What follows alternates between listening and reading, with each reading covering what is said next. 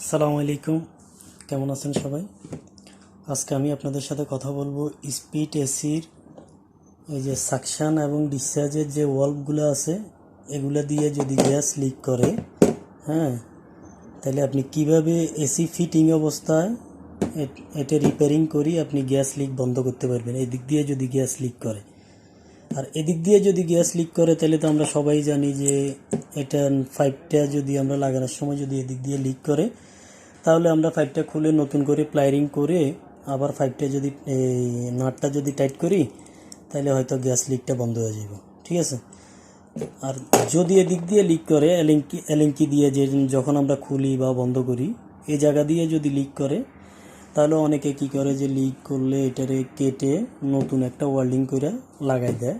তো আজকে আমি আপনাদেরকে দেখাবো যে আপনি যদি এদিক দিয়ে লিক করে তাহলে নতুন লাগানোর প্রয়োজন নাই, আপনি এটার ভিতরের যে চাবিটা আছে সেটা খুলে আপনি রিপেয়ারিং করে দিতে পারবেন।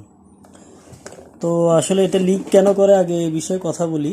যে এটা লিক করে এই জন্যই যে আমরা যখন গ্যাসটা খুলি, কেমন, যখন গ্যাসটা খুলি তখন খোলার পরে যখন যেখানে আসি শেষ হয়ে যায়, কেমন পুরোপুরি খুলে গেছে, কিন্তু অনেকে কি করে যে এটার ভালো করে টাইট করে দেয়, মনে করে যে টাইট করলে আর গ্যাস লিক করবে না, কিন্তু না, আপনি টাইট করার প্রয়োজন নেই, যেখানে আসি শেষ হয় সেখানেই আপনি ছেড়ে দেন, গ্যাস এমনিই লিক করবে না, কারণ এটার ভিতরে একটা রাবার আছে, রাবারের ওয়াশার আছে এটার ভিতরে, ওইটা আসি এখানে আটকে যায়, যার কারণে আর গ্যাস লিক করে না।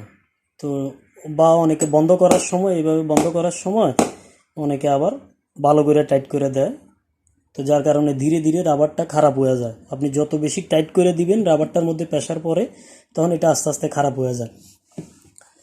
তো আসেন কথা লম্বা না করে এটা কিভাবে রিপেয়ারিং করবেন ওইটা দেখাই আমি। তো আপনি রিপেয়ারিং করার সময় আপনি পুরোপুরি ওয়ালভটারে বন্ধ করে নেবেন। বন্ধ করার পরে একটা টেস্টার নেবেন, টেস্টার নিয়ে দেখেন এটার ভিতরে একটা রিং আছে, এই যে দেখেন এখানে এই যে রিং আছে একটা, কেমন, এই রিংটা খুলতে হবে। তো রিংটা খুলতে হলে আপনি এই দেখেন এখানে রিংয়ের এক মাথা আর এখানে আরেক মাথা, কেমন, আপনি কি করবেন এই মাঝখান দিয়ে টেস্টার দিয়ে চাপ দিবেন, ঠিক আছে।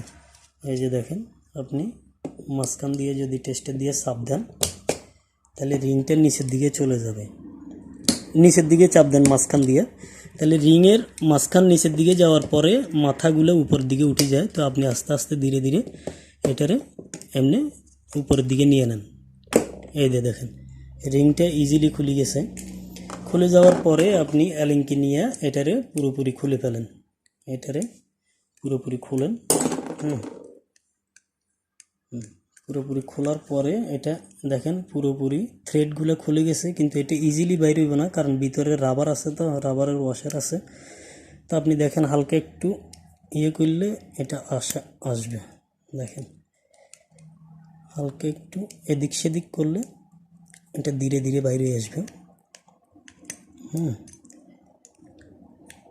এটা খুলতে একটু ঝামেলা হয়, তবে খোলে, একটু সময় লাগলেও এটা খুলতে পারবেন আপনি, কারণ এটা নতুন করে যদি আপনি ওয়েল্ডিং করে লাগাইতে যান তাহলে অনেক সমস্যা, অনেক সময়ের ব্যাপার, অনেক কষ্ট হয়, কারণ এসিগুলো ছাদের উপরে লাগানো থাকে, সেখানে রৌদ্র থাকে, এতক্ষণ আপনি ওয়েল্ডিং করে নতুন করে লাগানোর থেকে এটা রিপেয়ারিং করে দিলে সবচেয়ে ভালো হয়।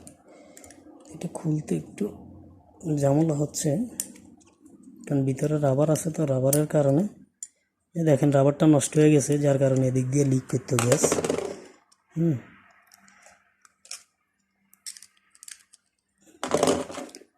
এটা এলেঙ্কি দিয়ে, হ্যাঁ দেখেন একটু এলেঙ্কি বইরে এদিক সেদিক দিলে এটা খুলে যাবে। খোলার পরে দেখেন এখানে এই যে রাবারটা আছে, রাবারের ওয়াশার যেটা, রাবারের ওয়াশারটা পুরোপুরি খারাপ হয়ে গেছে, দেখেন এই যে পুরোপুরি খারাপ হয়ে গেছে, যার কারণে এদিক দিয়ে গ্যাসটা লিক করতো, কেমন, যার কারণে এদিক দিয়ে গ্যাস লিক করতো। তো এখানে রাবারটা খারাপ হওয়ার পরে আপনারা এটার ভালো করে পরিষ্কার করে নিয়েন। পরিষ্কার করার পরে আপনি পরিষ্কার করে আপনি দেখেন এই আমার কাছে একটা নতুন একটা রাবার আছে, আমি রাবারটা লাগাই দিতেছি আপনাদের। এই যে দেখেন নতুন একটা রাবার আছে আমার কাছে, ওয়াশারটা আমি যদি এখানে বসাই দিই, এটা বসাই, আপনি আবার এটারে অ্যালেঙ্কি দিয়ে টাইট করে দিবেন। দেখেন এটা যেখানে যে শেষ হয় সেখানে রেখে দিন, তারপরে রিংটা এখানে লাগাই দিতে হবে, কারণ রিংটা যদি না লাগান তাহলে গ্যাস লিক করবে। তো রিংটা লাগানোর সময় আপনি এভাবে ধরবেন, দোনো সাইডে দিয়ে এভাবে 2 আঙ্গুল দিয়ে ধরে আরামসে এমনি নিচের দিকে চাপ দিবেন। দেখছেন, নিচের দিকে চাপ দেওয়ার পরে এটা বসে যাবে, নিচের দিকে যাক মাথাটা, তারপরে এটারে এভাবে ধরেন, ধরিয়া এই যে দেখেন এটা বসে গেছে, কত ইজিলি এটা বসে গেছে। এখন আর আপনি যদি গ্যাস চার্জ করার পরে গ্যাসটা খোলার পরে আপনার এটা আর গ্যাস লিক করবে না। তো আপনারা বুঝতেই পারছেন যে এটা এদিক দিয়ে যদি সাকশন ডিসচার্জের যদি ওয়ালভ দিয়ে যদি গ্যাস লিক করে তাহলে আর খোলার প্রয়োজন নাই। তবে হ্যাঁ, কিছু কিছু আছে, যেমন এটা হচ্ছে যে জেনারেল কোম্পানির এসির এটা ওয়ালভ, এটা দিয়ে যদি লিক করে তাহলে আপনি আর এটা খুলতে পারবেন না, কারণ এরা অরিজিনালি এখানে কোনো রিং দেয় নেই, এটা অরিজিনালি ফিটিং করে দেওয়া।